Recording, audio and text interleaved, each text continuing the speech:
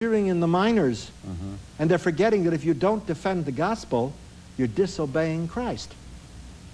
This is what I don't think people are grasping. So when I say that, when Montgomery says it, when Norm Geisler says it, Harold Lindsay, then we are fomenting division, you see. Now, I would like to ask just a simple question.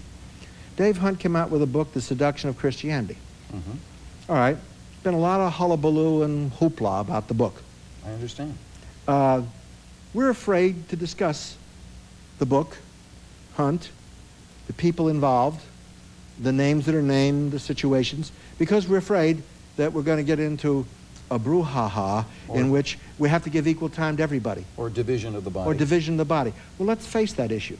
Whether it's Dave Hunt or anybody else, they have a right to be heard. And we have a right to respond to them. That's true. Now, I'm having Dave on my radio program for a couple of hours. Now, he and I do not agree in specific areas. And he's wrong in specific areas as far as I'm concerned, biblically. Now, why do we not have an open discussion where we sit down and we say, okay, Dave, you make a statement in Seduction of Christianity, and you name the book. You talk to the guy, and you say, well, how do you defend that position? How do we discuss it? You guys did that one night here on pre-, mid, and post-tribulationism. Remember, where you sat around and discussed the differences of opinion? Was anybody choking anybody? No. Was anybody jumping up and down on anybody? No, I think it's... Was it unloving? No. Was it divisive? No. It brought everybody together because the body could sort it out. But we're not doing that. Instead, we take oblique shots at each other. We don't face the issue squarely, and we don't face false doctrine.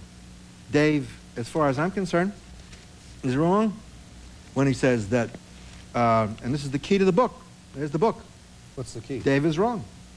He says, in the following pages, when we use that word, he's referring here to sorcery, the word sorcery. When we use that word, our intended meaning will be any attempt to manipulate reality, internal, external, past, present, or future, by various mind-over-matter techniques that run the gamut from alchemy and astrology to positive possibility thinking.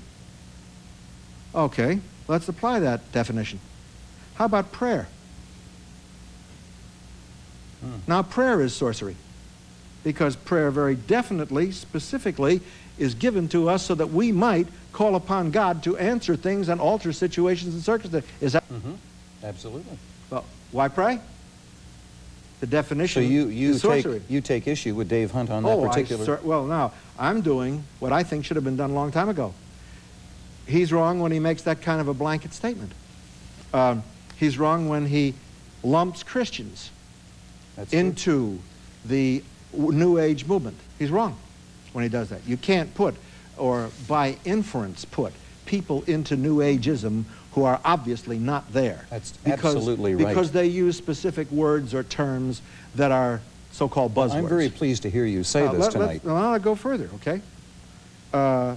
Also, I believe Dave is in error when he condemns all psychology, all psychiatry. That's right. Because there are good Christian psychologists. Jim Dobson has done more for the body of Christ in psychology That's right. than Dave could ever dream of doing with Seduction of Christianity, because it is really meeting these personal problems on a good level. Is he throwing out the baby with the bathwater? In some instances, very definitely. And when you lump Christians together, when you do this, you suffer from imbalance.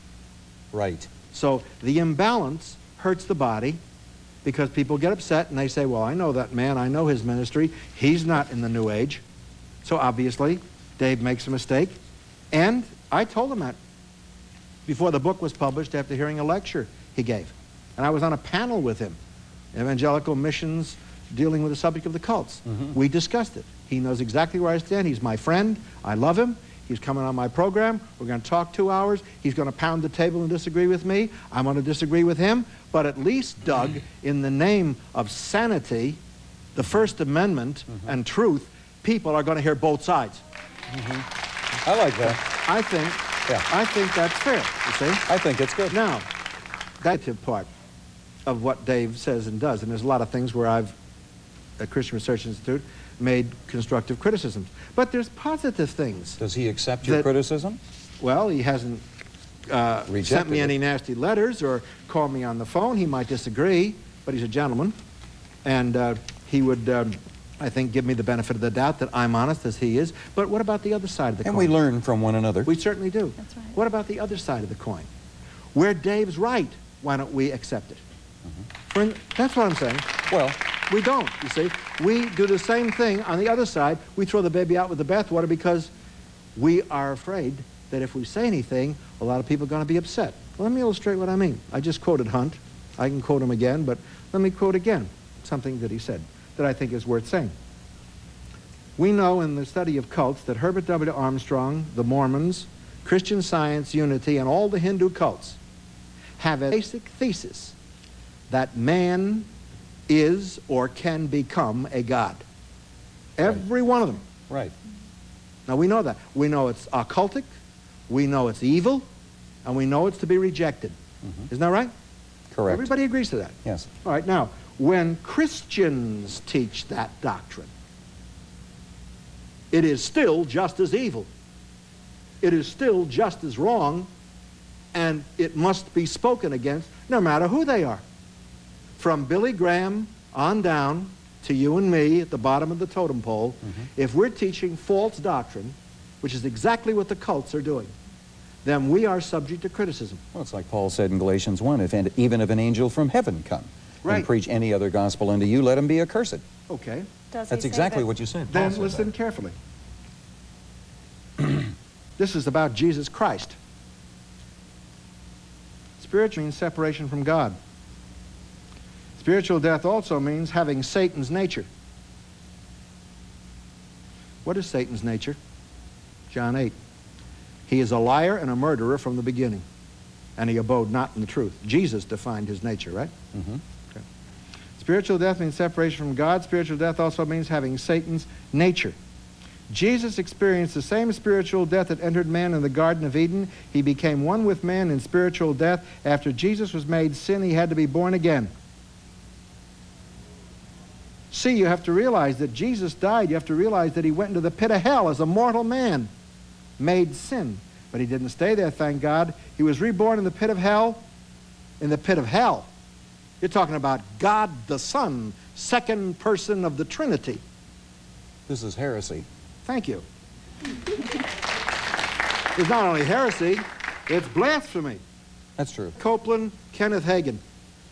Said that? Yes, chapter and verse, tapes and everything. Now, why in the name of God do we not follow the biblical principle? If we're going to hang Dave Hunt for where he's wrong, let's admit he's right. But we don't wish to do this because we don't want to offend people. You can't use names. Since when? Hymenaeus and Philetus have erred concerning the truth. They teach the resurrection is past. They overturn the faith of the church. Didn't Paul say that?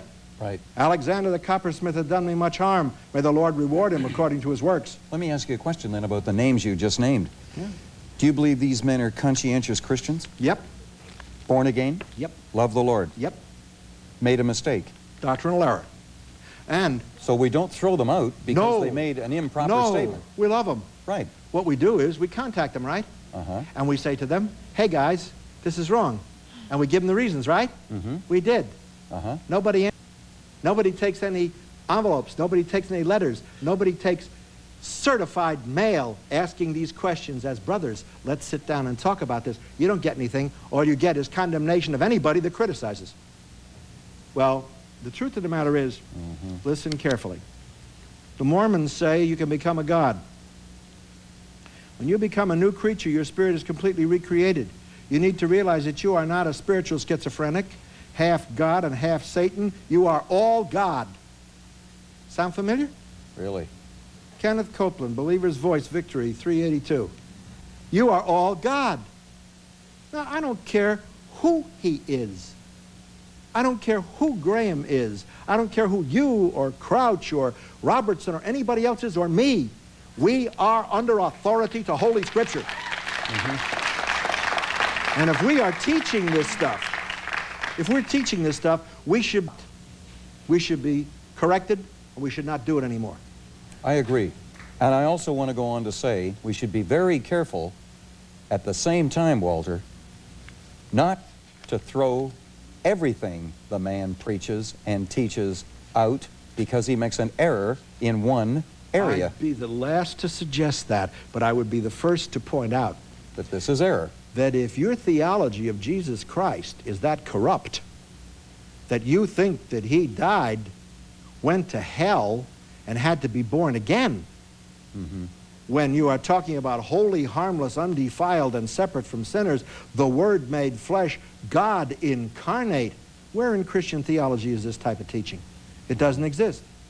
Jesus did not have Satan's nature. He didn't. No, he was sinless. He was sinless, you see.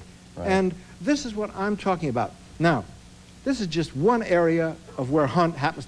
There's areas where Hunt's wrong. Why do I cite Hunt as an example? Because he's one of the few people that had the guts, even though he made mistakes, to come out and say, this is wrong and this is right. Well, it's kind of like a Martin Luther nailing the 95 Theses to the door to purify the doctrine of the church. And then they nail you to the door. Well, but that's the price you're going to have to pay for being an apologist, right? For being a teacher of truth. And I believe God raises up men like you. You stir big controversy. You got more people talking in living rooms and dining rooms right now than anybody across. I mean, Merv Griffin might as well turn it off. I don't know what's on Friday night television, but Miami Vice, you might as well go off the air because people are watching TBN. See, I think that... But you're not doing it just for controversy. No. You are doing it to purify the doctrine. No. God raises up men like yourself to be salt and to be light in the theological circles. And we have to accept you, even though we may not like everything you say. Or even like you personally. The important thing is it true?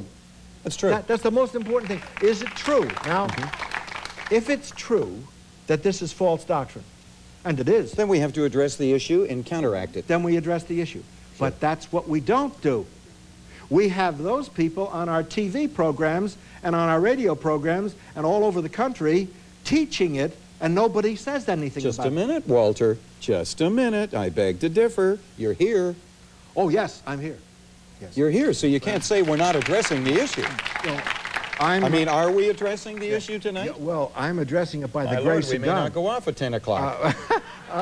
Listen, I address it by the grace of God. Let me tell you something else, too. No, but we are addressing it. You are here. Yeah, I'm but, saying you know, by and large. John was on Wednesday night with me. I'm saying by and large we don't address it, but let me tell you something. By and large. A letter was, we by and large deal with it. Ignore it. We do